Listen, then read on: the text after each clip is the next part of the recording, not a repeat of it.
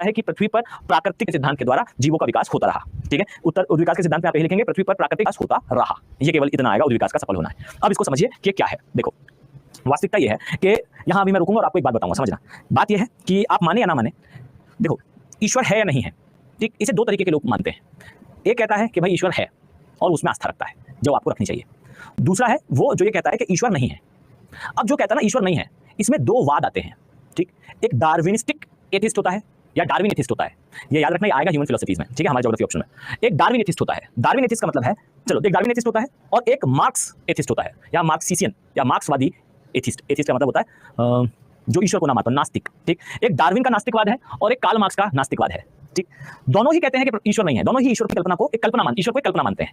लेकिन Charles Darwin की कल्पना में, चार्ल्स डार्विन के अनुसार, भाई ईश्वर नहीं है। दिक्कत यह है कि ईश्वर को मैं ढूंढ रहा हूं, मुझे मिल नहीं रहा है। मतलब आपके दिए हुए तथ्य, आपके दिए हुए तर्क से मैं ईश्वर को एक्सेप्ट नहीं कर पा रहा हूं। मुझे ऐसा लगता है कि अगर आप मुझे समझाओगे तो मैं इसे समझ लूंगा कि ईश्वर है। मतलब मैं इसे समझना चाहता हूं, पर आपके तर्क मुझे समझा नहीं पा रहे। एक ही एथिस्ट होता है। और एक एथिस्ट होता है वो जो ये कहता है कि आप कोई भी तर्क दे दो, मैं आपको अपने तर्क से सिद्ध करूंगा कि ईश्वर नहीं है। यानी कि जो कार्ल मार्क्स जैसे एथिस्ट हैं, वो ऐसा मानते हैं कि ईश्वर है ही नहीं।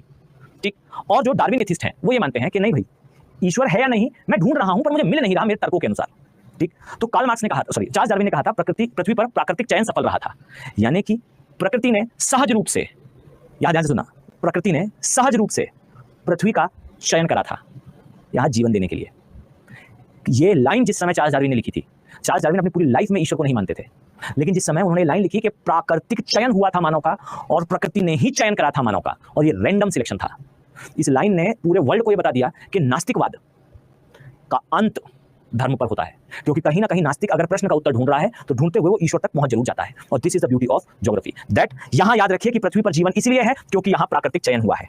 यानी कि प्रकृति ने एक तो पहली बात चुना है पृथ्वी को कि तुम्हारे पास जीवन होगा, और दूसरी सबसे बड़ी बात कि उस जीवन में भी मानव सबसे आगे बढ़ेगा, ये प्रकृति का चयन था। अब यहां सुनिएगा, प्रकृति चयन के क्रम में सभी जीवों को समान अवसर देती है। ठीक, मतलब एक समय पर बंदर भी रह रहे थे, एक समय पर घोड़ा भी रह रहा था, एक समय पर हाथी भी रह रहा था। बस जरूरत ये थी कि इनमें से कौन सही चयन करता है।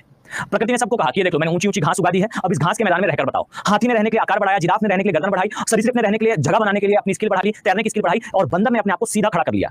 जब बंदर ने अपने आप को सीधा खड़ा कर लिया तो द ब्यूटीफुल थिंग इज, जब बंदर सीधा खड़ा हुआ तो उस सीधे खड़े हुए बंदर ने दो एक्स्ट्रा ऑर्गन पाए, दो एक्स्ट्रा अंग पाए, जिनसे वो चलने के अलावा भी कुछ कर सकता था।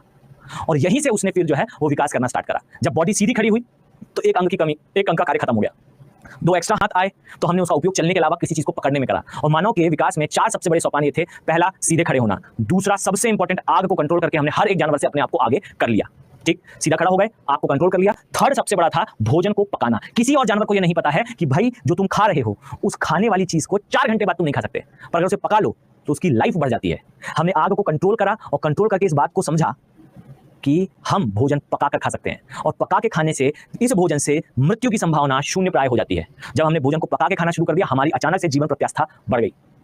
तीसरा सोपान और चौथा और सबसे बड़ा था, मानव ने समय के साथ अपना समुदाय की सुरक्षा करना शुरू। समुदाय से कहते हैं संस्कृताइजेशन, संस्कृतिकरण कर लिया। संस्कृतिकरण का मतलब है अपने समुदाय के लिए, अपने लिए कुछ करना, अपने समुदाय के लिए कुछ करना, इसे संस्कृताइजेशन कहते हैं। फिर यहाँ से फिर एंथ्रोपोलॉजी स्टार्ट हो जाता है, मानव विज्ञान शुरू हो जाता है, इसे हटा देते हैं। तो इसे समझो कि कुल मिलाकर सबसे इंपॉर्टेंट चीज पृथ्वी पर जीवन के लिए कि विकास का सफल होना, ये प्रकृति में पृथ्वी पर हुआ था। ये हुआ था जीवन का उद्विकास किस कारण से? एक तो है सबसे पहला उत्तरजीविता का सिद्धांत, दूसरा है प्राकृतिक चयन। प्रकृति ने ही पृथ्वी को चुना था कि भाई इसमें हम जीवन लाएंगे, और इस जीवन में भी कौन आगे बढ़ेगा ये भी प्रकृति ने चयन करा था। लेकिन ये चयन कभी भी डिस्क्रिमिनेटरी या फिर मैं कहूं भेदभावपूर्ण नहीं था। सभी को समान अवसर थे, कोई भी जीव बढ़ सकता था, कोई भी बढ़ सकता था तो मानव बढ़ गया। ठीक, अब ये तो हो गया एक कारण। अब दो अन्य कारण सुनो। पहला है पृथ्वी का गोल्डीलॉक्स जोन में होना।